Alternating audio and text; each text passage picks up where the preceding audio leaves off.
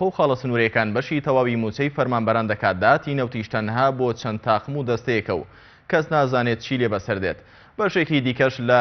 بەشێکی دیکەش لە ئاگایان دەڵێن بەهۆی ناشەفافیەت لە داهاتەکانی ناوخۆ و نەوت هاوڵاتیان بە سەختی باجەکانداوە و کەوتونەتە ژێردۆخێکی قورسی ئابووریەوە.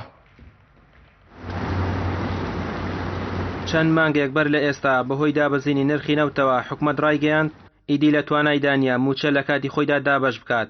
تا ئەو کاتەی نرخی نەوت بەرز دەبێتەوە تەنها دەتوانن بەشێکی کەم لە موچەی فەرمانبەران دابین بکەن، بەڵام ئەو بەڵێنەشی نەبردە سەر و بۆ چەند مانگێک دەچێت موچەخۆران موچەکانیان پێنەدراوە. شارەزانی ئابووری دەڵێن حکومەت تەنها بە داهاتی ناوخۆ دەتوانێت موچەی سەرجەم فەرمانبەران دابین بکات بەبێ پاشەکەوت. داهاتی نەوتیش بۆ تاقمێکی دەستڕۆشی کوردستان دەڕوات و قڕوشێکی بۆ موچە دابین ناکرێت.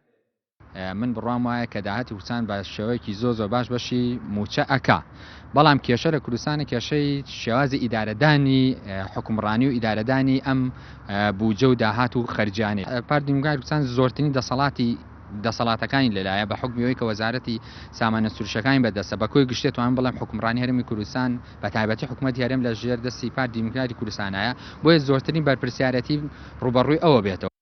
بەهۆی چڕبوونەوەی قەیرانی دارایی لە هەرێمی کوردستان حکومەت فشاری خستۆتە سەر هاوڵاتیان بە دووهێندەکردنی باج و ڕسوماتی فەرمانگەکان بە جۆرێکە هاوڵاتیان کەوتونەتە ژێر بارێکەوە کە بە زەحمەت دەتوانن پشتی لە شێردا ڕاست بکەنەوە. لەلایەکی ترەوە تەنها لە 2 مانگی داهاتوودا ڕێژەی پاشەکەوتی موچەی فەرمانبەران دەبێت بە 6 ملیار دۆلار و ئەو ڕێژەیەش ئەستەمە بگەڕێنرێتەوە بۆ موچەخۆران.